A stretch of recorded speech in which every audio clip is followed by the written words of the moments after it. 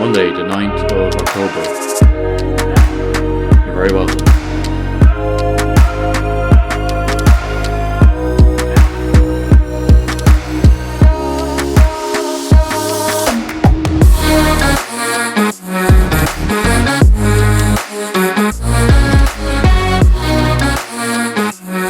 Once again, I'm running late, guys, so apologies for that. Ordinarily, I record these on Friday, but I've just been extremely busy lately, so here we are on Monday. I won't wish you a happy Monday, because that would be just all kinds of wrong. And the world is a bit crazy right now, with all of the ongoing wars and conflict, and I just want to share my thoughts on this, and don't worry, I'm not going to talk politics, I never do on this podcast, or indeed anywhere online. But I have some thoughts about social media and how people behave on social media during these kinds of events. And honestly speaking, at times like this, I actually hate social media. The ugly side of many people starts to show via this brutally honest mirror that we all carry around in our pockets every day. My X feed this week was not only full of horrific videos, but lots of hateful, divided commentary. Equally disturbing is the so-called hot take guys who want to comment on whatever is trending on X that day. When I see people jumping on trending topics just to get some views, no matter how horrific and tragic the real life events are, I just find that side of humanity disgusting. And it's at times like this I wish we had a site like X that was focused on economics, business, tech and science.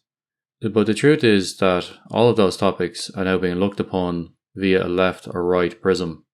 There's bias everywhere, and we all have our own sets of facts now apparently. There's no objective truth anymore. There's only what you feel and what you believe. And what the other people feel or believe that doesn't align with your beliefs, well, that just makes them the enemy, and they're wrong, and they need to be destroyed. I just find this very, very depressing, to be frank. Personally, I am apolitical. I vote for nobody, but I must admit that I'm now in a tiny minority. The best thing I can do is to drop off social media until the latest storm passes, or drop off social media altogether. I've done this before, and at times like this, I'm tempted to do it again. In its normal state, social media is noisy. In an abnormal state, it becomes overwhelming. A series of angry mobs shouting at anyone who dares to disagree. I think we're better than this. I think it's unfortunate that it's come to this, that technology has become an enabler for hate. And as a technologist, I find that depressing, I must admit. And I just can't cope with this mentally. I just want to walk away. That might be a cowardly thing to do, but I just feel like I just want to walk away. Switch off that device. Switch off that social media account and just walk away. It's a side of humanity that I just find genuinely disgusting.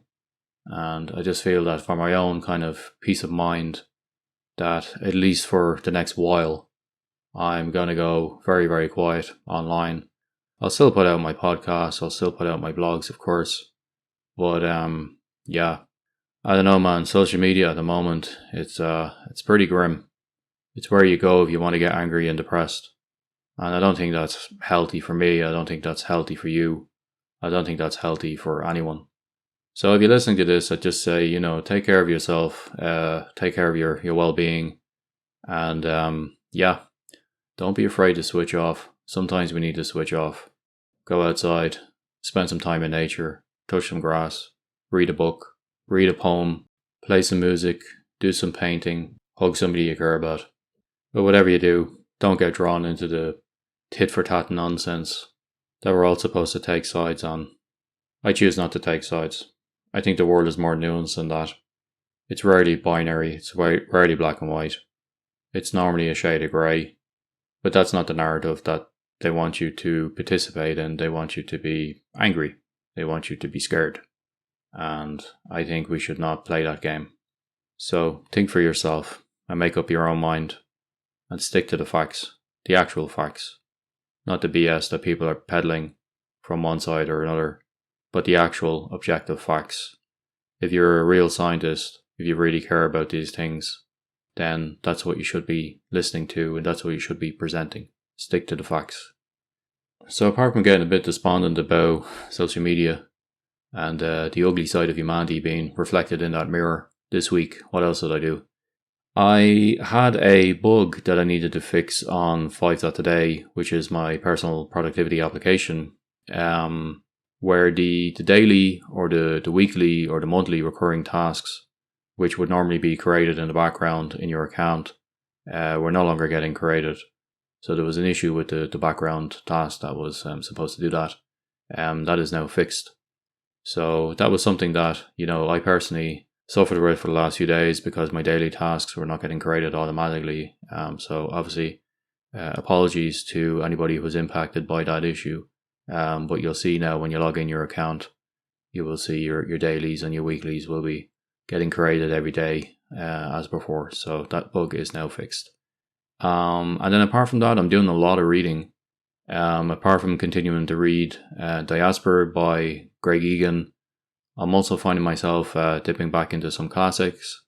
So I'm back reading random sections of Meditations by Marcus Aurelius. I'm also reading Sonnets by William Shakespeare. And I'm thinking about picking up another classic soon as well.